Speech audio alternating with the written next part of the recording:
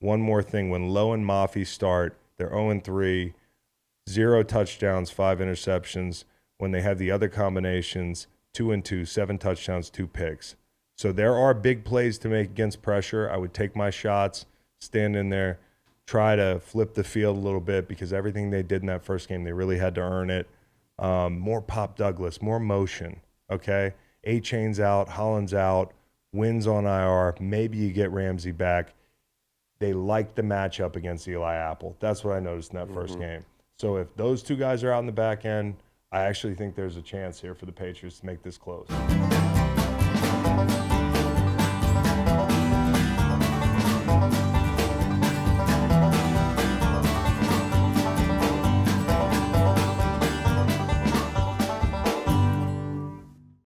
Miramar, Florida. Hello. Originally founded as a bedroom community, the Fort Lauderdale and Miami. I have no idea what that means. Home of Johnny Depp-ish. He was born in Owensboro, Kentucky. And But Gino. family relocated about age 7. And Geno Smith. Yeah. Huh? Corporate headquarters of Spirit Airlines, too. And Carnival Cruises. Yeah. Jason Derulo's from there. Which had me thinking, if you had to make a bet and the odds were even money, do you think you'll do a cruise before you die? Done one. No. Done one already. You've done one? Yeah. Any good? Well, not really. I was on a cruise ship to get from Florida to the Bahamas for a spring break. Does that count? Yeah. Was I it suppose that overnight? counts. Overnight? Don't remember. Okay. How That's far probably away, a good thing. How far away are they? Pretty close, right? Yeah, I don't pretty Yeah, close. they're I'm not close. I sure think it that. was a Yeah, day trip. I did think- not go okay. to a. It was a day trip. Yeah. Okay. I just don't know. I'd probably end up getting off the fucking boat at one of these places Yeah. and just not getting back on. Yeah. Yeah, It's hard to nah. sleep on those things. Really? Yeah, a little rocky. Really? Mm-hmm. And Yeah, you're no just interest. trapped and you can't, like, oh, what am I going to do? Walk No on the deck? interest. Yeah. I know we didn't have a fantasy punishment this year, but I feel like one of these years, if we actually follow up on one of them, it should be the dude has to get on a cruise alone for like, I'd go 0-14. to get on a cruise. Yeah. That's like my car ride up to Philly. Just it's just nice to be alone. Yeah. They want me there the night before. What can I say? All right, Halloween's coming up. Today we're going to be talking a lot about spooky things. Layup line, I'm going to go Black Sabbath by Black Sabbath on their debut album, Black Sabbath. It was the first song of that album. What a power move. Let's get into this preview. What do we want to make it? Halloween costumes? 3 tiers of Halloween costumes? How about scariest athletes? All right, Macon, why don't we do scariest athletes? You can pick the tiers. Okay, easy. Top tier. Oscar Pistorius. You don't even hear him coming. Don't you hear him coming? Well, you can take them off. Squeak, squeak. squeak. No, you can't. You can take them off. I stayed away from the Pistorius Simpson. Because you're like, guy's Realm got of no things. legs. He's not going to catch me. It's not like Jason. And then before you know it, you're like, oh, fuck, what was he, an Olympic sprinter? I was going to go with Randy Johnson. Hey, slow down, mate. Randy Johnson. Big unit. Yeah, killed a bird. Scary looking, Yeah. respectfully. Like 6'10". Yeah. Just throwing as fast as he can. Uh-huh. You want to stand in there? Yeah. Nah. Nah. Wonder if you're going to keep going with the No. Pistorius line of. All right, mid-tier scary athlete. That Dennis Rodman was a live wire. Different colored hair. Do you think Dennis Rodman's scary? Offensive and defense. Yes. Bro, Charles Oakley is Yeah. 3 times as scary as Dennis Rodman. You want to do scary? Dale Davis. Oak Tree, Dale Davis. Dale Davis. Dale Davis. Dale Davis. Dale Davis is 65 years old. He might eat your lunch now. Okay, another scary athlete. Scary athlete. But who's the third tier? Let's go Lawrence Taylor. He'll break your leg. You put Dennis Rodman ahead of Lawrence Taylor? Well, Randy Johnson ahead. Randy Johnson is a photographer now. He's Randy- like he takes pictures of birds and shit. the scariest athletes, not Okay, scariest got it, got it. retirees. Nolan Ryan scares me more. Nolan Ryan got Robin Ventura in a headlock, beat him up. Shit, Dale Earnhardt. Less control. It's called The Intimidator. Dale Earnhardt, the Intimidator. Yeah, it's pretty good. Bill Lambier. You want to say Bill Lambier scarier than Dennis Rodman? Hey, Mike Tyson. Yeah, now we're cooking There with you gas. go. Okay. Now we're cooking with gas. All right. This is the Randy Johnson with a with a long lens cannon and a picture of a hummingbird tier. All right, so this is like Jags Steelers. This is what I'm really excited about. I don't know where you guys would have put this game. I mean, I thought about putting Bengals Niners up high because I think it's a really interesting game. Browns Seahawks is going to be a great game.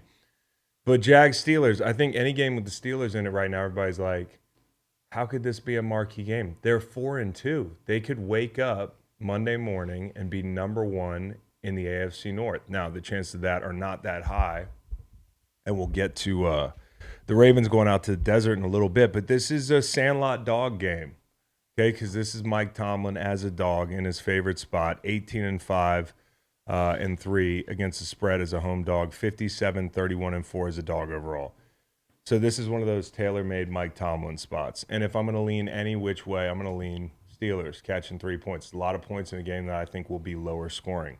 Like I said, they woke up at some point this season and decided, hey, we're going to win some games, and we're going to be in the race in the AFC North. The Jags, it could be 6-2 going into their bye week. So this could be a playoff preview. You think about like the Steelers sliding in as a wild card, even if they don't win the division. The Jags hosting a playoff game. I mean, the game would be in Jacksonville, but this is these are two teams that could see each other again, and they have seen each other in the playoffs. I don't know if you remember when Jacksonville went up to Pittsburgh and got that win in the wild card round. I think it was in 2017, 2018.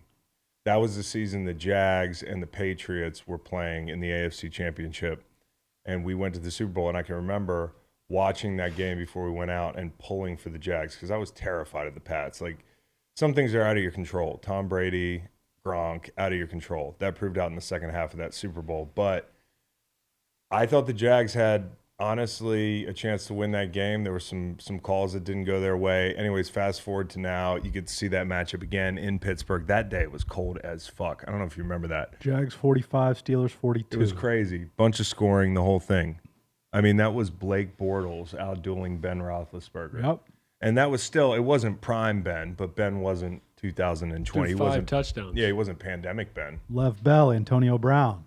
So, it's a totally different deal. And also, like, something to keep an eye on, like here, Doug against the Steelers. I went back to see if there were any matchups in Philly, and there was a matchup, and it's pretty interesting to look at what happened in that game because this was a Steelers defense with a lot of pieces that aren't there anymore, and a very good group. And Fulgham was the leading receiver with 10 catches for over 100 yards. Birds fans remember that Fulgham kind of time. It was like a Linsanity kind of period, Yep. like on a small scale. Greg Ward was the second leading receiver. He only ran the ball 16 times. So Doug has, a habit of being a little pass happy, although they've stuck to the run game this year. Here's a dirty secret, Meg. Trevor Lawrence, he's spooked by the blitz. He's 32 of 39 eligible quarterbacks against the blitz this season. So I look at the Steelers. They're going to bring pressure. The edge guys have to win, right? Like Jacksonville's offensive line, there's been some shuffling.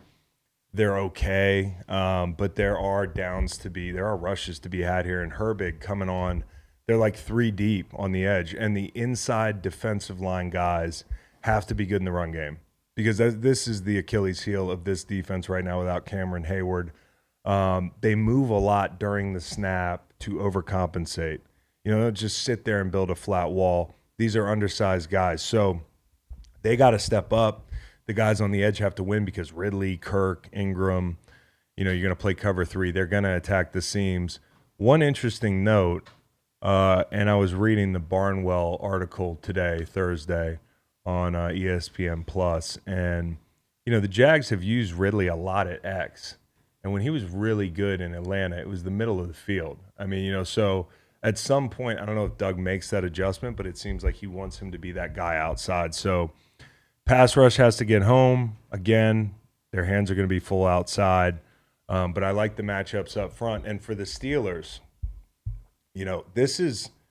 I'm not gonna say Matt Canada had his best game as a coordinator, but maybe this year on the road against the Rams in a spot that everybody thought probably the Rams prevail. They have a better head coach, depending on what. I actually think Tomlin's pretty good.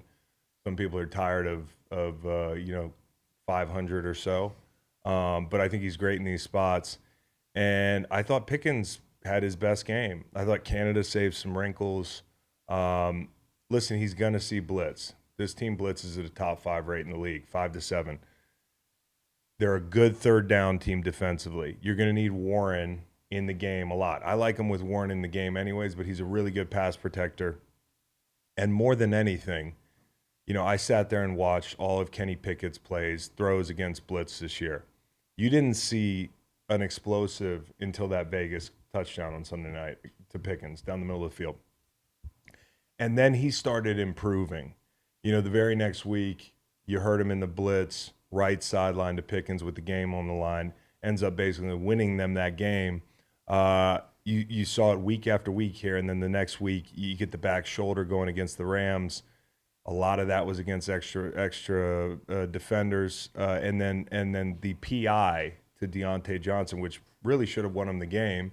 It ultimately did anyways on the replay, but they had to line up and do it again. But taking those shots outside the numbers, I say it all the time, especially versus blitz, because when I watch Kenny Pickett against the blitz, he makes me nervous in the middle of the field. I mean, he threw the Rams a couple of balls there in the middle of the field. He's got to stand tall. He's got to stay on platform when he can.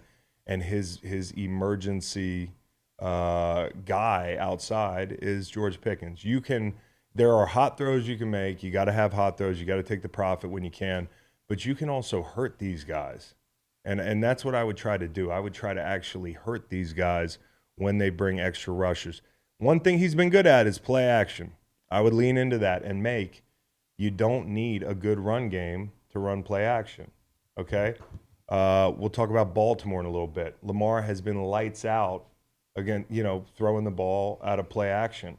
And it's not like their rushing attack is Kirk Cousins. Is Greg Roman. Yeah, Kirk Cousins the other night. Just turn your back to the defense and make people play their keys. Between the whistles, guys are not thinking, oh, they don't have a great run game. These guys are fighting for their lives outside, and I mean, it doesn't matter if you're not the fucking, the Mike Shanahan Broncos or something. You know, it doesn't matter. You got to be able to turn your back to defense and hurt these guys in play action, because he's actually pretty good there. And the run game, good front, but I would look at the Atlanta game. When Atlanta was successful, they went away from Josh Allen. They played with Walker's eyes. You can run at Chazon. The Jags defense, more than anything, has to clean up the fourth quarters. As games have gone on, they've bled a lot in the fourth quarter, and I think they're looking at that pass rush like, when are you going to come on? And we had a social that came out this week about the Jags and the trade deadline. I would swing big. This is a Super Bowl kind of team. You know, you've seen the best of the best in the AFC. You know, you've won a playoff game. You spotted the Chargers a bunch of points. You won a playoff game. You saw Kansas City early in the season when you're trying to get on the same page with all your guys outside, a lot of new pieces, and they were struggling in the red zone at that point. I'm sure if they saw them again, they'd feel better about their chances. So I think adding a pass rusher next week, Hunter would be a great one. It's nothing against Walker, and I want to be careful about this when we put this out. It's not that I'm saying Walker's toast. Guys take time to develop, but right now the window to win a Super Bowl is more important than developing your first-round pick. And if it's an admission, if you're worried that it's an admission that maybe we missed on Aiden Hutchinson, well, maybe you did. It happens all the fucking time. It's hard to handicap pass rushers coming out of college. So I would prioritize trying to win over your pride in a situation like that, because they're right there, and this is going to be a big one for them. Do you think the Steelers might want to make a move too? Like, are they another team? So we haven't talked about this a lot, but corner for them, right? That'd be a place. And I think for the Steelers, it's kind of the opposite of a team poking its head up 6-7 games in and saying, oh, we are sellers. They might say, oh, we are buyers. Yeah. You know, like especially if they're 5-2, because it's home Titans, home Packers after this. They could go on a little run. They've already have had 3 home games. They have 3 in a row in this little stretch. I just want to point this out. Ever since my impassioned speech to the Steelers 3-4 weeks ago by way of a social, they've been rolling. So and scored more than one offensive touchdown last week for the first time since week 3. Incredible. incredible. And like I said, it's baby steps with this offense. Obviously, the Steelers, their style is like we want to promote people through the organization. We want Steelers coaches. It's kind of like New England a little bit. And that can handcuff you. And it also tells you that they're probably going to stick with Matt Canada for at least the rest of the season, right? So you got what you got. Work with what you got. Take these baby steps because as a team, they know how to keep the game tight. And they can stay in a lot of these games. This is a perfect spot for them. Matt Canada, more like Matt Russia. Spreading the ball around. Yeah. Jalen Warren, more like Matt rushing the ball. Jalen Warren and Najee Harris in the gang. That's good. Yeah, sure. That's good. Browns are at the Steelers. Browns are 4-2. Browns are at the Seahawks. Seahawks are 4-2. Browns. Seahawks favored by 3.5. I got off track with the Canada Russia thing. Yeah, no problem. You know? Yeah. Browns came back to beat the Colts by 1 in Indy. Seahawks won by 10 at home against the Cards a week ago. So I love this spot for the Seahawks. I can't tell if I'm on the public side of this thing or not. I've felt like the Browns have been overvalued. Said it all year, especially coming off the San Francisco game. I wish this game was being played on the heels of that San Francisco game. Because last week's a funny one. Like, if you're trying to think like Vegas, do you look at last week as a win or kind of a loss, in a shootout against the Colts? Like, I feel like the public perception of the Browns probably did not improve. And there's some fluky plays that'll be hard. Not fluky because it's Myles Garrett, but it's going to be hard to replicate him. You're not going to get 13 points on defense every week. 2 sacks, 9 tackles. One of the issues 2 here. forced fumbles, blocked a field goal. He was awesome. Yep. Even if you counted the 7 points that were on him on that free play, deep shot down the right sideline, he still won the game. Mm-hmm. It's like, so the guy's super valuable. And with Abe Lucas, we heard this week, not quite ready yet. I figure we'll see him over there a lot. And I think that's the big key is like, where's the boogeyman going to be? And if the boogeyman is lined up over Abe Lucas's backup, you got to help. And, I know they like outside zone. I don't think it works as well against these guys. We've talked about Steichen last week did a great job of changing up the looks in the run game. We talked about they're a top 5 inside zone kind of team. They go more gap scheme. And to explain this to people, they are a very, very aggressive defensive front. They play downhill. I played in this defense. If you go gap scheme, the concepts make the guys up front honor keys more, and you can create seams that are vertical, or horizontal rather. And then in the when you play a zone team, the penetration kills zone. I mean, like when you talk about like zone, the reason I liked those edges against Miami last week, some of that wide zone stuff, those guys are like knives. They reset the line of scrimmage. They muddy things up. When we used to play Seattle, they were that Tom Cable hard zone outfit. And we were a penetrating group. And we'd hold Marshawn to like 25 yards in a game. And people are like, this team's cheeks. How are they doing that? Well, we had a good defensive line, and we were aggressive. And so I think if you can vary your looks in the run game, you might be okay. But Geno is where it starts and ends. The son of Miramar, Florida, he has got to pick it up. Last week, bad pick, another one dropped. The Bengals game wasn't great. The red zone stuff, they're going to man him up. He's going to have to make some throws. And I believe in him. I really do. I think he's a really good thrower of the football.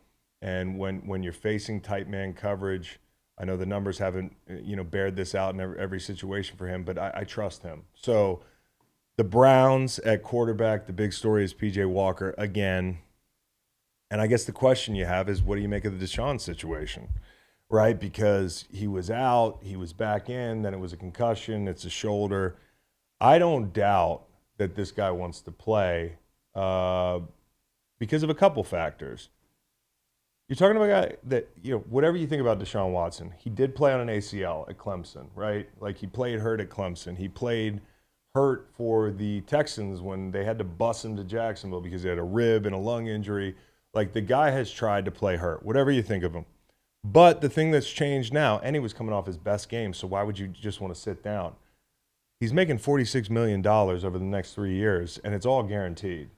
So, like, part of me as a player, and I don't know what he's thinking, is like, I'm playing the long game here. I don't want to ruin my shoulder on this team with no, Bradley Chubb, with not as many weapons as I might like outside. Like, I just don't think it's going to look real good for me, and I think it could be a risk for me physically. So that's the only thing I can think of. Let me big brain you here. Big brain me. Ruin my shoulder. Mm-hmm. Don't have to play ball anymore. All the money's guaranteed. Yeah, no question. You That's know? a different way of looking at it. Oh. But honestly, I think the guy wants to play football. He wants to get back to what he was. He's played hurt before, so I'm not just going to say he's ducking this thing. That's a legitimate injury if it's what's being reported. And the Browns' backs against the number 2 rushing defense. We'll see who wins that one. I think if you're the Seahawks, you got to feel good about committing to the run game because you got the corners outside. And this isn't the Miami Dolphins coming to town. This is the Cleveland Browns. So I like the Seahawks in this spot. They're 2-1 against the spread at home. Cleveland's 0-2 on the road. Little bevel watch for you this weekend with the throwbacks. Depends on what the Browns do. They screwed up the collar, though. Yeah. They stop it and then put the shield in the middle. Yeah, don't do that. Yeah, that's a problem. It's the NFL getting in the way. Mm-hmm. So, I mean, the Seahawks could take the NFC West lead. Like you talk about the Steelers and the unlikely circumstance that they wake up and they're number 1 in the division.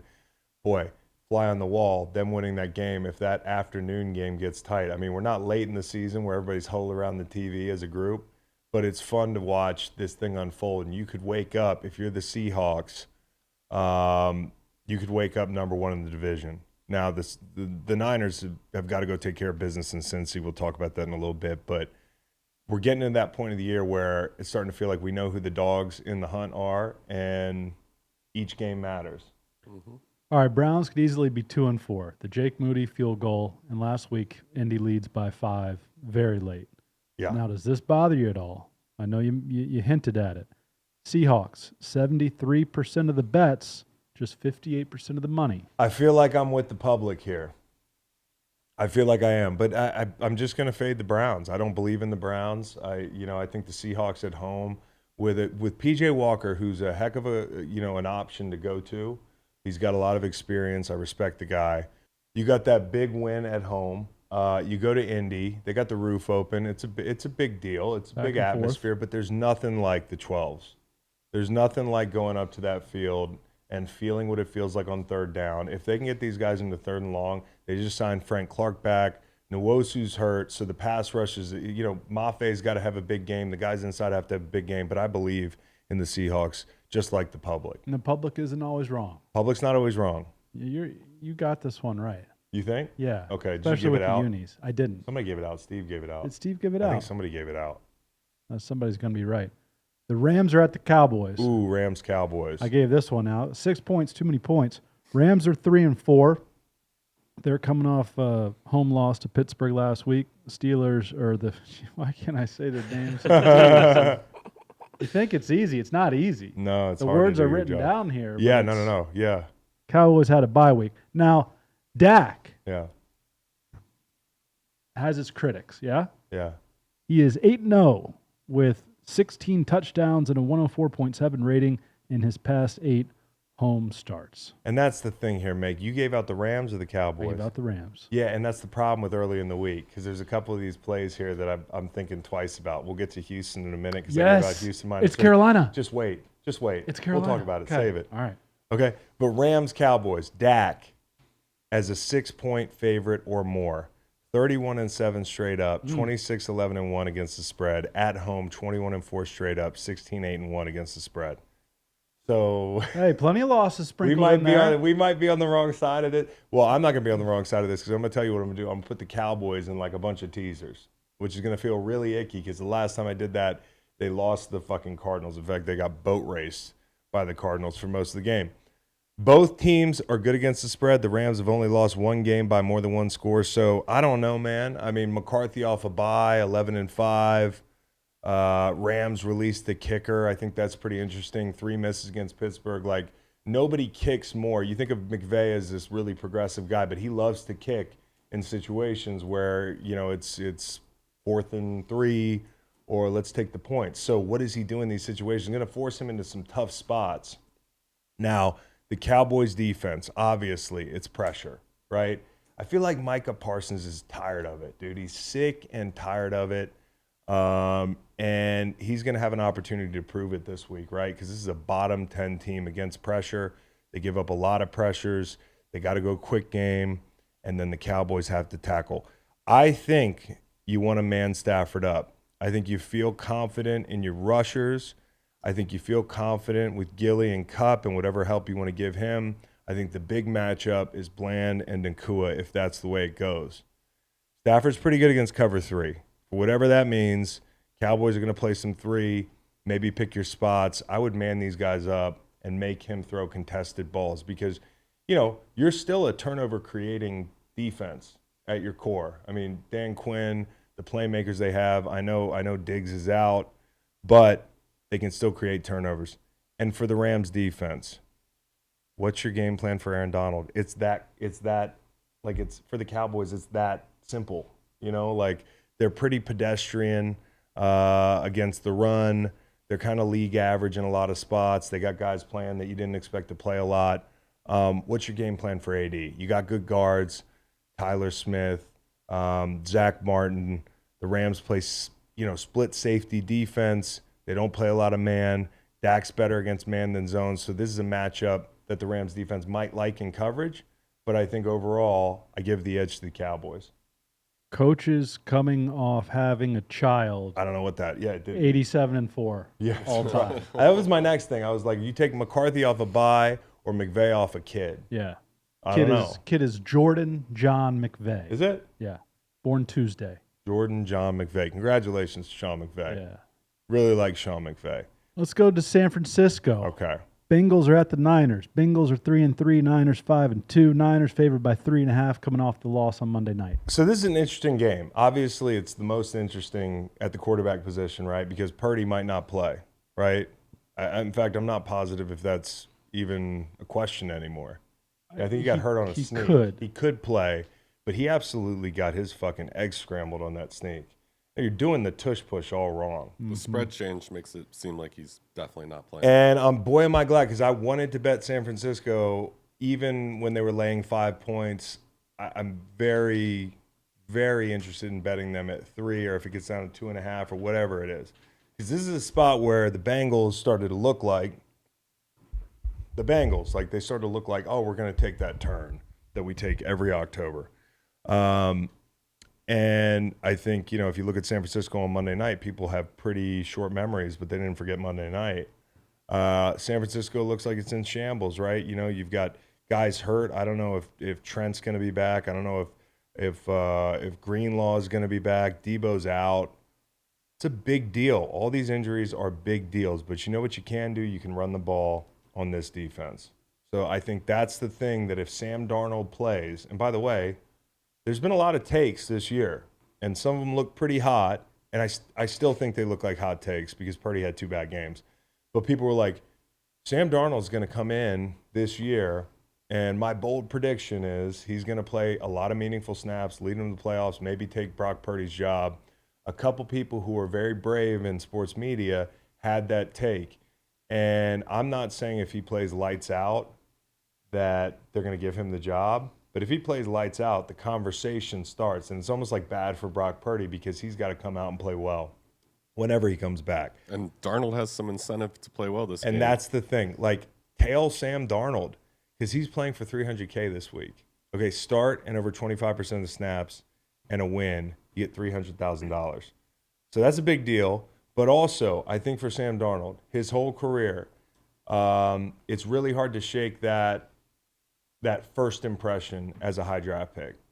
And Sam had a really bad tenure in New York. All you remember is, seeing ghosts, that whole thing, the bad picks, Adam Gase.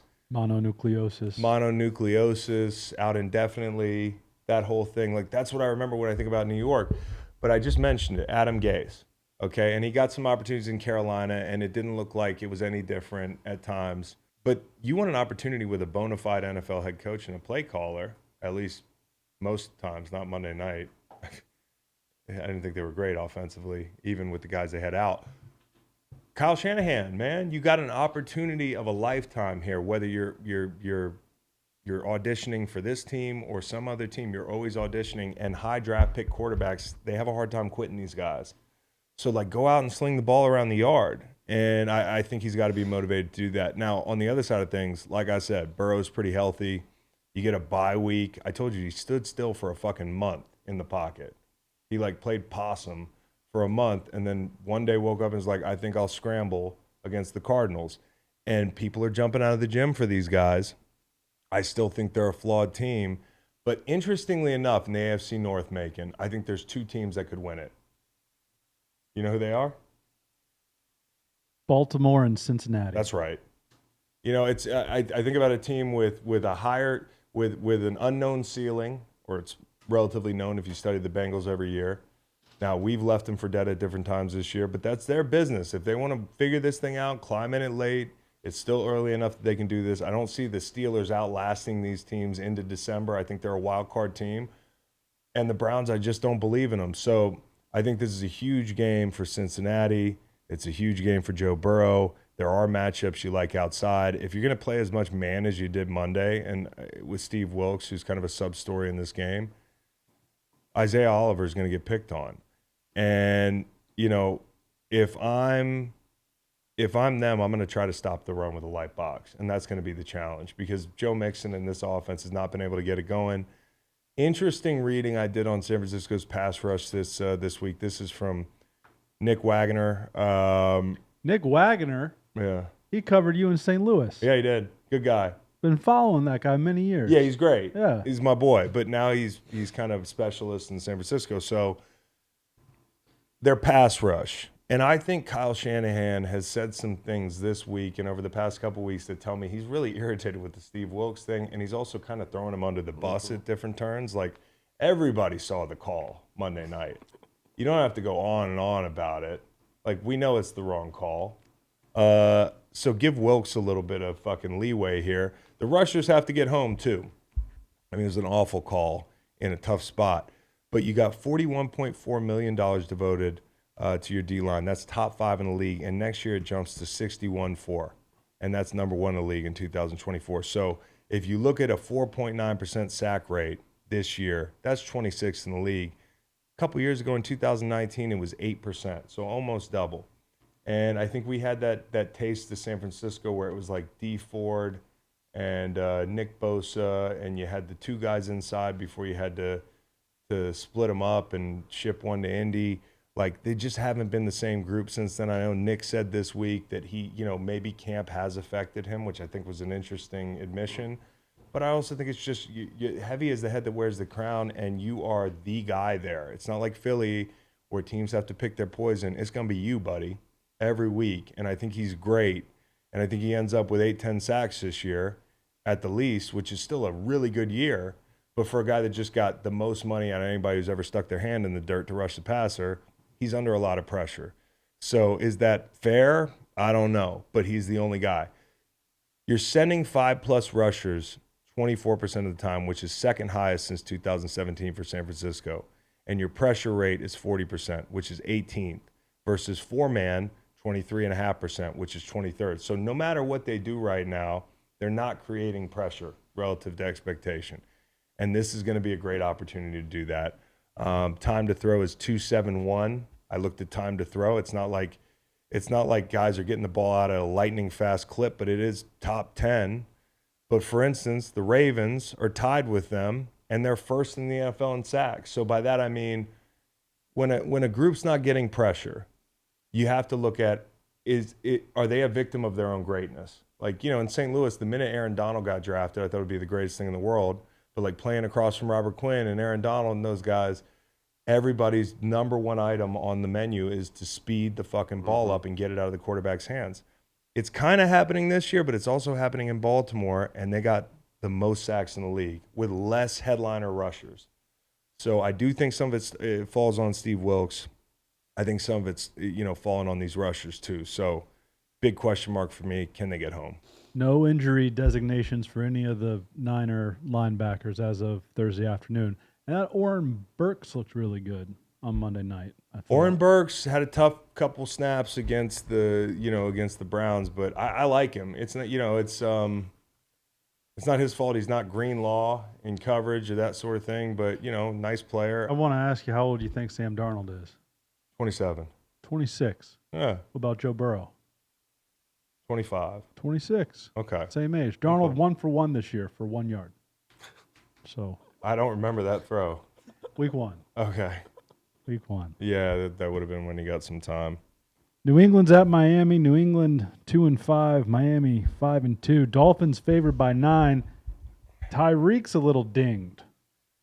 Dude, there's a couple things in this game that are super interesting, and I think when you look at the Pats, the thing that's most interesting to me is last year, I could not wait for matchup 2.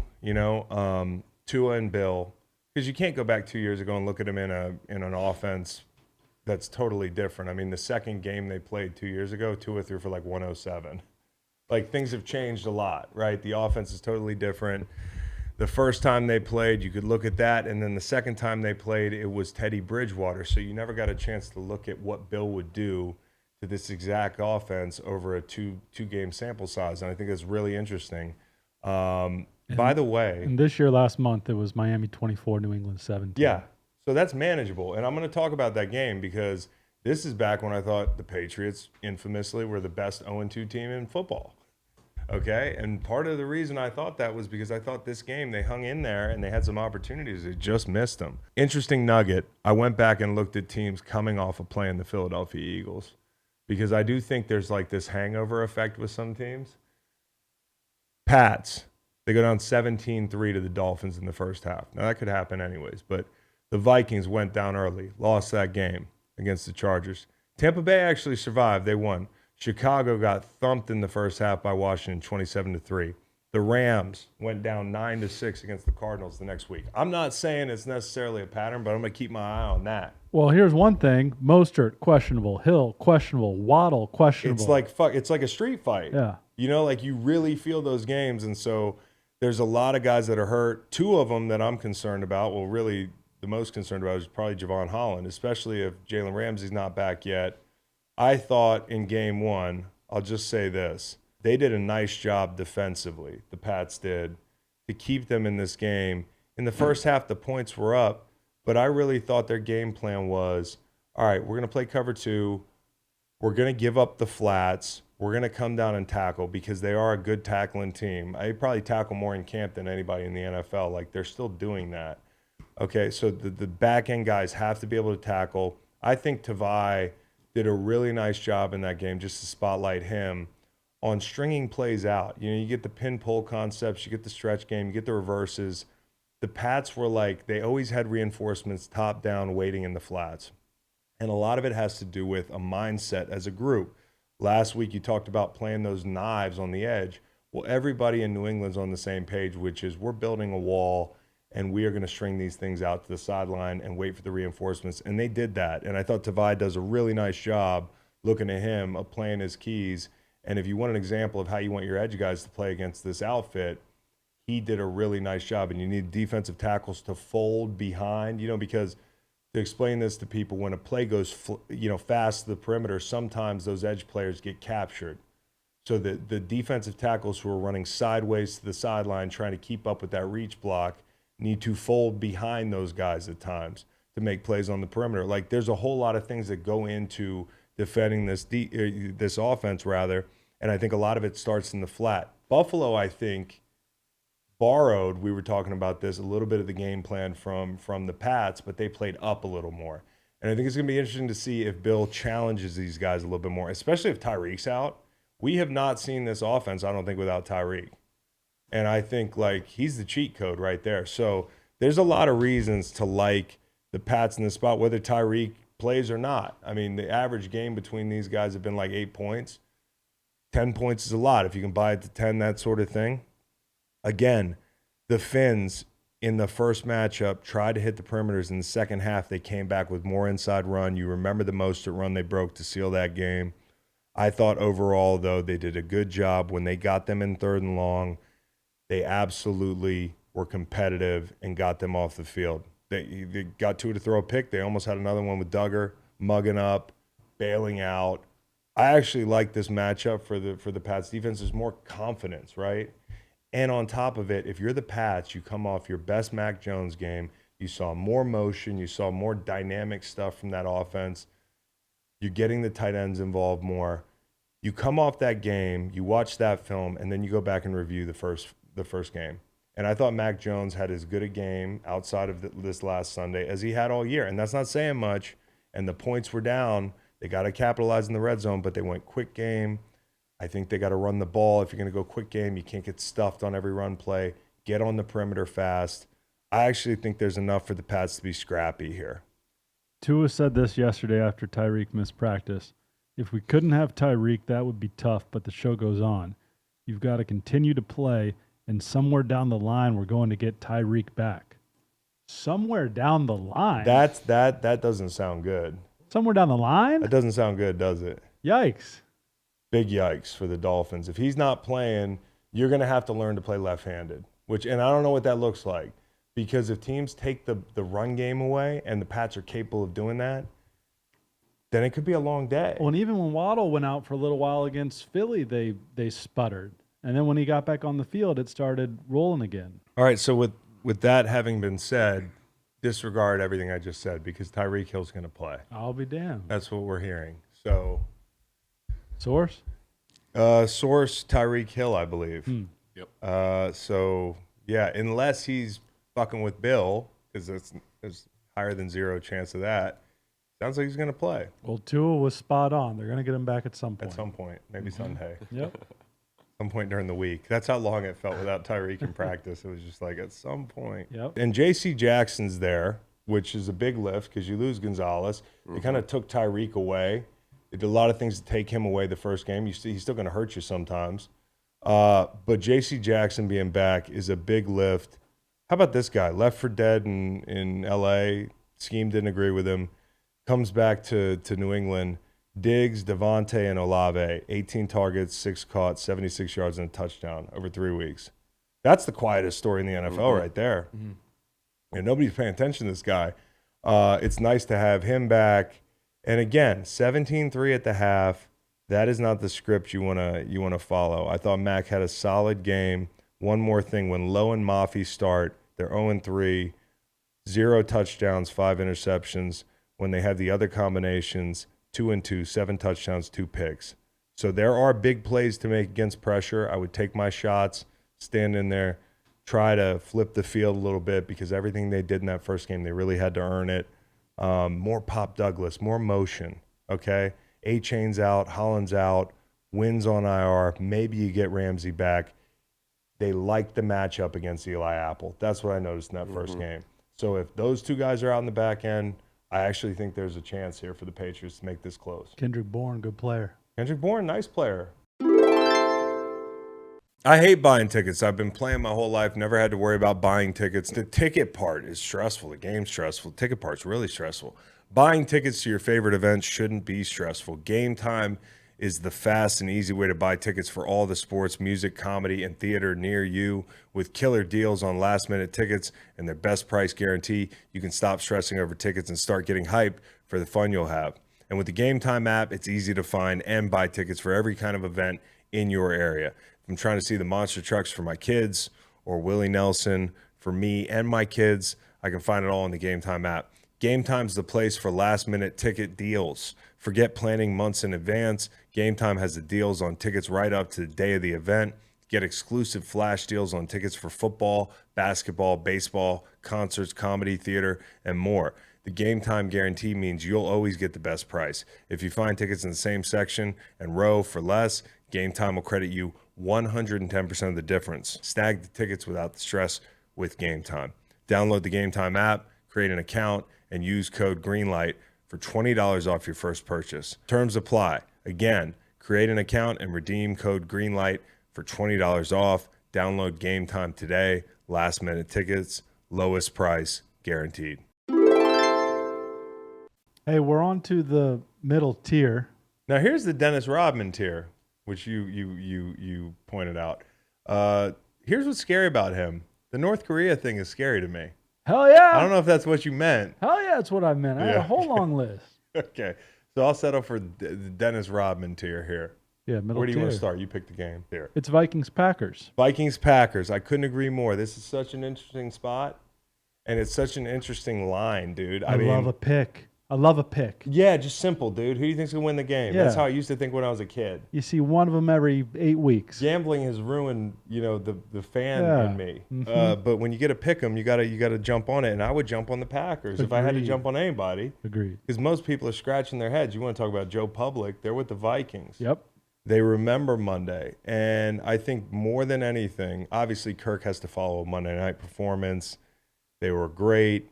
This is a different passing defense for Green Bay. They're getting some guys back. They're losing some guys. Savage is on IR, I just heard today. Okay, that's a big deal. Can you get these guys blocked? If you can, I like some of the matchups. Jordan Addison against Jair Alexander will be a lot of fun. And Green Bay's weakness is versus the run. You can take advantage of that even if you're the Minnesota Vikings. But the clear issue in this game for me is like when I look at these teams, and for 10 days we thought the Packers were pretty good. Now they've come back down to earth.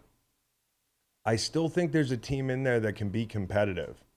And the question to me is, what does Matt LaFleur know that I don't know?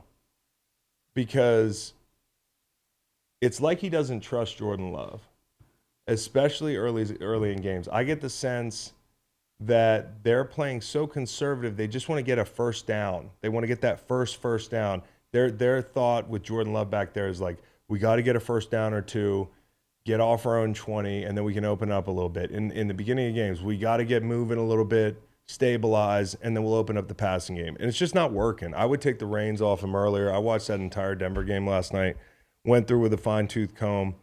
It looks like a preseason offense early in the game. Like a preseason offense. That's the best way I can describe it. Basic concepts that he's predetermined to go a certain place. Overall, I think there were 15 to 8 run to pass on first down. Like, that's not great. And when you're throwing the ball, it's a bunch of little screens and shit like that. They took a couple play action shots early downs, and I would do that more. I do not know why we have to wait so long to see fucking Christian Watson on a deep over catching the ball in that football game or any football game. My first impression of that kid was against the Philadelphia Eagles in a game that I unfortunately had the under in primetime last year, and I have it burned into my brain, this kid running wild across the field, 5-foot strides. Like, how do you as a defender, whether you're zone matching or you're running with him through traffic, how do you keep up? The longer he's running horizontally across the field and the longer you can protect Jordan Love, especially out of some of these play action looks. Third quarter against the Broncos, Watson motions in. He insert motion, like hop in the C gap and then slip out through there and ran that deep over. It was beautiful. And I'm like, why are we waiting so long to do this? Jordan Love's a better thrower outside the numbers, in my opinion. Why are we waiting so long to get Romeo Doubs the ball? It took till the middle of the second quarter to really get your first explosive, and it comes on a screen out on the perimeter to Romeo Doubs. The tight ends don't fucking excite me in Green Bay.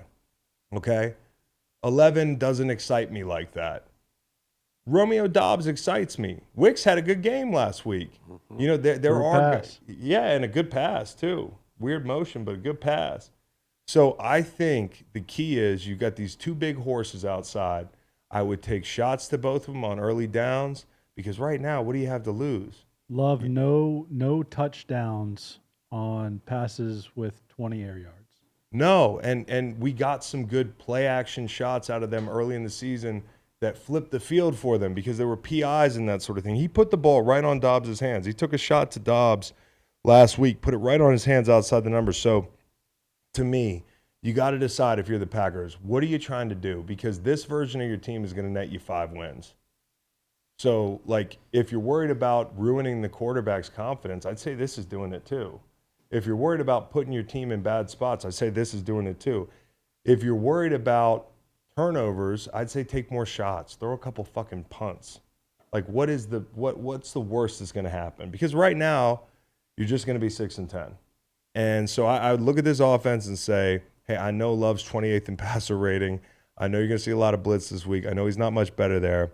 By the way, run the ball. I think this is an A.J. Dillon game. Get him out on the perimeter. I like when they go toss. Could it be an Aaron Jones game? It could be an Aaron Jones game. It was 2-1 carries, Dillon to Jones last week, but Jones has had a hamstring. Most people are pro Aaron Jones, and they want more carries out of Aaron Jones. I actually like A.J. Dillon. I think they're very different. But I just see this as a game where you could feed A.J. Dillon and lean on the physicality in this Aaron matchup. Jones, angle route. No question, especially in spots where they're bringing extra rushers and you need Aaron Jones to just beat man. Wheel. That's great, but I'm talking about in the run game. I feel like this is an A.J. Dillon game for whatever reason. So I think it's an interesting game. We spent too much time on it for a middle tier. It's time for Texans and Panthers. No, it's not, dude. You want me to put it in the middle tier? All right, I'll put it in the middle tier, and we'll be done with this quick. I think the move might be just to fade all of our Tuesday picks. No, I don't think that's the move. I think we need a bigger sample size. If we go 0-3 this week for some reason, then we start fading ourselves on Tuesday. Texans are favored by a field goal. They're 3-3. Panthers are 0-6. Both teams coming off a bye. Okay, I don't think the Panthers are going to win, but I found something this morning on the way to the dentist that terrified me. I can't get health insurance anymore. Yeah. Anthem's getting rid of all their grandfathered plans. No way. The whole family is just hanging out on a limb. Luckily, y'all don't go outside a lot. I don't think there's much that's going to happen to you. Well, If you don't have health care, just act like the Gunters. anyway. As his dentist, maybe he'll Yeah. look at our teeth You have a on little the extra side. health care? Yeah. All right, so so we got Texans and Panthers. Here's what I have written down: Jim Irsay, but we'll talk about that later. And then both teams coming off a bye, right? Okay. So here's the most terrifying thing I found out this morning. Any guesses? If you're on the Texans, this is terrifying. Third Reich. I'm Frank Reich. No, it's not a joke. It's a stat. Anything? Any guesses? Fucking Frank Reich. There you go. I had Frank it. Reich is 4-0 off a bye. Yeah, dog. He was 4-0 in Indy off a bye. 4-0 against the spread off a bye. He was 3-0 as a favorite and 1-0 as a dog. That was against the Patriots. So I don't know what that means. because D'Amico, 0-0. we don't even know what D'Amico. What's D'Amico doing with those fucking 10, 12 days? Winless off a bye. He's winless off a bye. So I'm nervous, bro. Here's what I'm going to do. I'm going to moneyline parlay these bad boys with, like, the Chiefs, okay? Because I got to feel like they're going to win this game. I feel like they can run the ball on these guys. I don't know, man. Panthers play cover 3. Stroud's done a nice job against that coverage. Carolina 25th against the run. And I know Houston hasn't been able to run the ball, but maybe this is the fucking week. And if you're Grenard or you're fucking Will Anderson, if you guys are the guys, you know, if you guys are pluses, which I think they are, this has got to be the game you take over, right? This has got to be the game you take over. I have a feeling it's going to be tight. I have a feeling it's going to be nerve-wracking. You got to win your rushes. This is a group where you watch them on tape. It's like a fish market. You know, it's like going to Seattle, catch a fish. Everybody gets a fish. More pressure or less pressure on Bryce Young hearing all season that C.J. Stroud is the best quarterback from this More class? pressure. I feel like it's more pressure. I feel like absolutely. The way people play those two guys against each other, draft picks against each other, more pressure, I think. But if he's going to be the guy, might as well be this week against the other guy. No question. That No you're going to be question. compared to for your entire career. And it would only make sense that he goes out and beats the guy who's everybody's offensive rookie of the year. That's right. And he hasn't won a single game. And I'm, by the way, not writing this kid off just yet. So, like, you know, I'm learning to be patient with quarterbacks, which sometimes gets me in trouble because when you want me to jump out of the gym for a guy like a Purdy or something like that, I'm not going to give you the take you like all the time, but I'm going to be patient with Bryce Young. I think Stroud looks pretty good. This is going to be a tight spot. The Eagles at 6-1 are 6.5-point favorites in Landover against the Commanders. Now, past performance, not always indicative of future success. That's right. Unless it's the NFC West where you can predict all the outcomes. Pretty much. Because you of know what's what's going to happened. happen. Yeah. This is the NFC East, man. You know, it's tough. And when you look at the Eagles under Sirianni, the team that's given them trouble has been the Washington Commanders, whether it was like having to go to fucking overtime against those guys earlier in the season or last year losing in primetime to Heineke. I just have the same picture playing in my head, like deep shots, clutch conversions. And last time they played, I turned on the tape, and it just felt like they came out and tried to throw the ball. And, you know, Washington's fucking defense, when it comes to stopping the run, they're not the Baltimore Ravens. And so I would come out and I would try to get that run game going, because last week, as good as the commitment to the run game was, they didn't dominate on the ground. I think they're due a game where they open people up that way. And for the Eagles, most people are like, well, we like to open things up run game first, and I think the Packers do that, and I don't think they should. The Eagles switch it up every couple weeks. It's like sometimes we'll take shots early and soften you up. Sometimes we'll pound you, have everybody creep up, load the box, and then we drop it over top of you. But I think with the emergence of a little bit of a shorter intermediate passing game, mixing in the run game with that, commit to that stuff early, get the game under control on the road, and then take the top off. And for the defensive line, you got to get home. Sam Howell, I know, guys taking sacks. Everybody's talking about him. I'm in a group chat with some guys who are Commies fans. And I'm like, Sam Howell's back there baking a chicken. And they're all like, well, the offensive line's bad. But quite frankly, it's not all the offensive line. And I like Sam Howell. The up end of his variability is very fun. But the flip side of that coin is holding the ball too long, getting fucking ear hold. And I think this week for the Eagles, when you get there, you got to take the ball off of his hand. I mean, this is a game where if you can get a turnover or two in plus territory on the road, that can swing the whole thing. So last time they got there, probably not enough for their liking. Sam was back there baking a cake, some key conversions, that sort of thing. Well, is he baking a cake or a chicken? He's baking a chicken pot pie. Two different things. You're right. Baking a chicken, which doesn't take, it actually takes a little Less longer, time? it seems. Yeah. So, yeah, and can you keep Jalen Hurts clean? This is a good rush group. I was thinking it's interesting because this is the last Sunday, and this is going to come up again in a second, but this is the last Sunday that you might see some guys on their team, you know, and the guys up front, whether it's Montez Sweat or I'm hearing Chase Young, but nobody's biting. Like, these guys are going to be playing for their lives because they want that last picture of them before a GM says, yeah, I want to send over a 3 for you or whatever. They want to get rescued, man. Washington's still not a great place to be. So guys are going to be playing with their hair on fire, and this is a division game. I think it's going to be tight. I would stay away if I were you. I know Eagles fans, you want to bet this. It's a lot of points. I would just stay away. I would just pull for your team. I think they win this game. But after Monday night or Sunday night, a little bit shorter of a week, big emotional win at home. I don't know how this goes. And I worry about it a little bit, but you got to run the ball to get this game under control.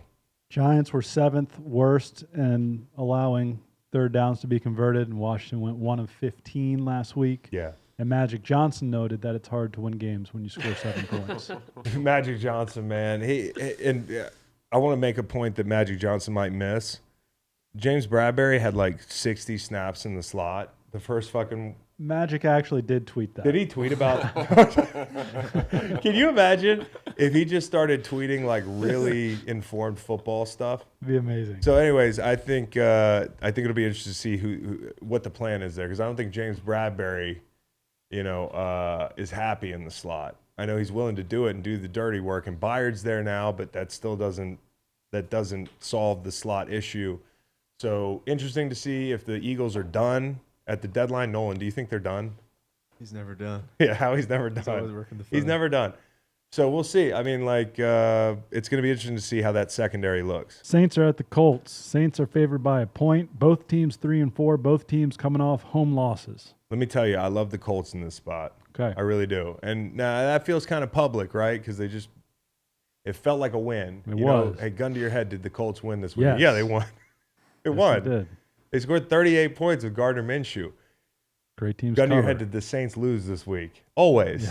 Yes. That's how it feels. So it's basically a pick 'em. You can get this at a couple different lines, but it's basically a pick 'em. And I think the Saints are in a really tough spot. But I want to go back to last week, which feels like a long time ago, when Foster Moreau dropped that ball in the end zone. I mean, that is such a pivotal play for the vibe of the season of the New Orleans Saints. They could go to overtime and beat an elite AFC team. The mood in that building, and you basically played the same game. That's the fucked up thing about the NFL. It could be like death around that building, but the only thing that changed is one guy dropped the ball. And, you got position coaches reaming people out, and you hear the yelling through the walls all week, and people are tight in the ass. And It's hard not to be results oriented when The result's all that matters. It's all that matters. But on the flip side of that thing, sometimes when you win, you get chewed out too. So when in doubt, chew your players out. But, it's the type of week where you come into a meeting 3 minutes early and just so happens everybody's in there 5 minutes early. You get fucking cussed out for being in there 3 minutes early. Like, that's the way the temperature is in a building after this. But I thought Kamara and whoever else was walking Foster Moreau off the field, and this is a guy who's been through worse than a drop pass. He's a cancer survivor. I mean, so if anybody can put this into perspective, it's him. Although it's a harsh game, now we're talking about Saints go get a tight end. But Kamara walked him all the way off the field, just told him keep moving. I could read some of his lips on some of this stuff. I mean, that's what you want out of your leaders, man. Eric McCoy, too. Yeah, on the bench. He was too. helping him out. Yeah, he had his head in his hands. So good guys on this team, man. It's easy to hate the Saints because of their offensive concepts. But I think, they're a team that's hungry. They want to turn this thing around, and they got some pieces in there that are veteran and that can help guide them through this. But for the offense here, the key is going to be that matchup at left tackle. It has been a revolving door, and last week Pete got absolutely run out of the gym at left tackle. And Penning, the guy they benched, and guys that have been hurt, and that whole thing, they don't feel good about him. So item one is going to be somebody on the edge for Indy, pick that matchup and win. And then Buckner on the other side of things for the Saints is where is he? We don't love our matchups against the guards. I think this is going to be the thing. If the Indianapolis Colts can play up to their potential up front, they'll win this game. Derek Carr, 65 rating under pressure. He's 29th against zone. This plays well. This matchup plays well for the Colts, Gus Bradley. And we always talk about New Orleans against zone, their receivers, the way they just kind of stand there and take up space. They're not like a team that finds open voids well. I like the Colts here. Just got to tackle the dump downs to Kamara, 13 for 92 in the pass game last week. And they even go to him on fourth down. They went to him in the flat, got stuffed a couple weeks ago. They go to him again last Thursday night. It's I don't know. Colts offense, stop the turnovers. Minshew, you're doing a great job. The pass rush will not be the same this week. Saints didn't hit Lawrence once. You got a challenge with the secondary. But the explosive is in the run game. You can find them against the Saints defense. They're on the edge. I watched every explosive they've had. You got to get the ball in the perimeter quick. I trust this OC so much more than I trust the other OC. I trust this head coach so much more than I trust the other head coach. It's just when it's this close, I'm going with the Colts. Jonathan Taylor had 18 carries last week. Yeah, he's starting to look like Jonathan Taylor. Had a long of 24 yards. Atlanta's in Tennessee. Ooh, this is fun. Atlanta's 4-3, Rock 2.5 point favorite. Rock fight. Atlanta beat Tampa Bay last week. Tennessee was on a bye. This is the ultimate rock fight, dude. This is the ultimate rock fight. What's the weather in Tennessee this weekend? Can somebody look that up for me? Because I hope it's frigid. I hope you can see your breath. It's probably not because it's 80 degrees outside right now here in Charlottesville. It's probably, I'll say it's 82 in 61. Nashville. This is not rock fight weather. Kick. Sunday we do have some clouds. High of 81. Fuck me. It's going to be humid out there.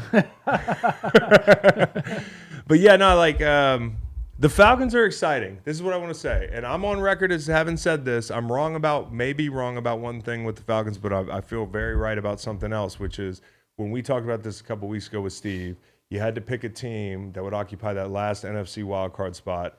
I like the Falcons. Steve liked the Commanders. Look at last week. And look what the Falcons did in Tampa. Now, the turnovers, we'll get to that in a second, was the equalizer in that game, but they moved the ball up and down the field. And the defense has been playing well. The pass rush is improving. You could shout out Alford. You could shout out Okudah. Guys that you didn't think were your headliners on defense have played pretty well. You saw more Patterson last week. That was fun. But the bottom line is Desmond Ritter's improving. Yep. And I'm not married to this take that he's not the guy to the point where I can't walk this back easy. I mean, this is – if you want to ride it out with this guy and he improves like this, great. Because he is improving. I got to call it how I see it when I see it. His passer – this is what I like about him. His passer rating improves every quarter. Okay, so over a 4-quarter span, it literally just jumps up, and in the fourth, he's playing pretty well. They have the league's easiest remaining schedule. Okay, he's had 2 game-winning drives basically in a row to beat Houston and Tampa Bay. And his time to throw is down a half second from last year. So there are things that he's doing better. I told you I like him, I like him in play action with this offense. I mean, like if he can get that down, I think they're in a good spot. But the 3 red zone turnovers last week, they still won despite that. 5 over the last 2 games. Some of them are unforgivable. So you got to get the turnovers down. You got to get the points up. So I'm kind of saying this guy's improving. The Falcons offense is playing better, but they're scoring like 13 points a game. I don't know. I didn't calculate it, but just, when you play the Falcons, you got to score 24 points to win that game. Like guaranteed. So the red zone's going to be huge. Tennessee's great in the red zone. And on the other side of it, it's a Malik Willis, Will Levis game. It's a move the pocket game. It's an eyes game for the edge guys like Bud Dupree and company. It's a stop the run game. But are you going to have to stop Derrick Henry? The point I want to make is this. We have floated this in this room, and in various rooms around America, people are floating this very thing. Derrick Henry to a contender, right? I have called out Baltimore. I think Derrick Henry in Baltimore would be great. Now, the canary in the coal mine is going to be if Spears shows up and gets 1 million carries and you don't see Derrick Henry on Sunday, you're keeping that fucking F-350 in the garage so it doesn't get a flat 3 days before you try to ship him somewhere like Baltimore. So I think it's really interesting in general with these games this week to look at usage for players that are on the block. And the books are getting wise to it too. I looked through a bunch of them. You can't find a Derrick Henry rushing total prop. The props. And what I said to you when I walked in, hit those props. They're already gone. Go pick up Tyjae Spears. I think that he's on my fantasy team. So I think Derrick Henry might be on the move. And I think if you look at Sunday, and it's going to affect the outcome of this game and the total, I gave out 37 on Tuesday or whatever it is, down to 35.5. We got an Iowa game breaking out in Nashville. Good for you. Right? So it's fucking like this is going to be a fun rock fight, and you're also going to learn a lot. Jordan Schultz said everybody's available, DeAndre Hopkins included. Where would you send DeAndre Hopkins? I didn't warn you about this question. Do you have anywhere in mind? If Cleveland thinks it's a contender, Right. somebody opposite Amari Cooper. I think New England, if they think that they're not just setting the thing on fire and moving on. I mean, he's only got 1 more year on his deal after this year, so it's kind of a short-term rental that's more suited for a team trying to win now. But, how about the Kansas City Chiefs? Definitely the Kansas City Chiefs. How about the Texans? I like that. I mean, reunions. I love reunions. I floated Ngakoue back to Jacksonville. So I think it's going to be interesting. I mean, they're 2 guys who I absolutely love as football players who absolutely deserve to win at this stage in their career. And I think Tennessee's going to be just fine with Mike Vrabel. I think he's a great coach, but this year it's time to punt. But it's also time to beat the Falcons in a rock fight. Falcons ran for 156 last week without Bijan. I know. Keep that clock moving. I know. Injury report deal. People get so mad when they don't know stuff. You notice that? Yeah. You didn't tell us. Against the rules not to tell me. It's fine, but Bijan's on my fantasy team. I'm not losing any fucking sleep.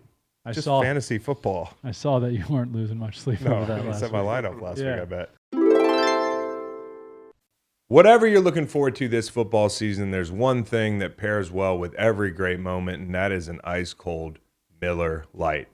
Whether you're at the stadium playing fantasy football or watching the game at home or at the bar, Miller Lite is here to make your football season taste like Miller time.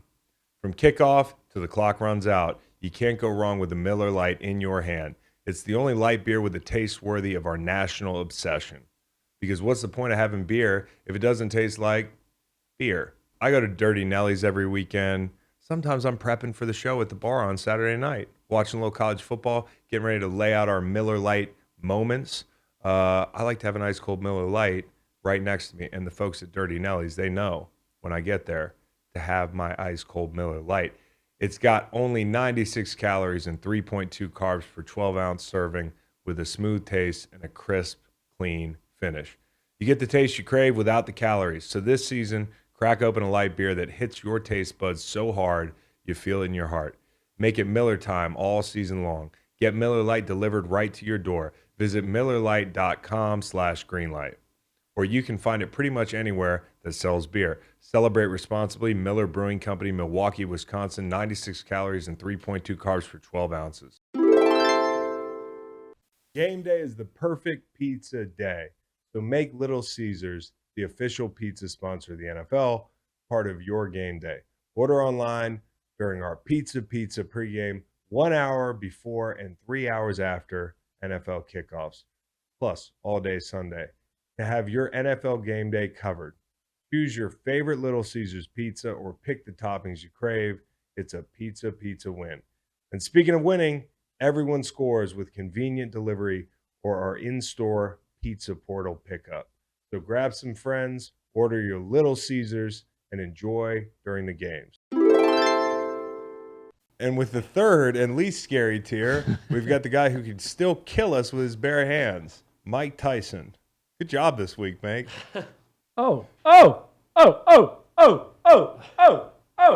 Bagent. He's scary? Mike Tyson Bagent. Oh, Tyson Bagent. Yeah, got it. Portmanteau. Nice. That's good. Yeah. Low tier. Chargers favored by 8.5 points. Here, this is low-key the most interesting game of the week. Will I watch it? Yeah. I'll watch it with the 18 other games that I have to study during Sunday Night Football.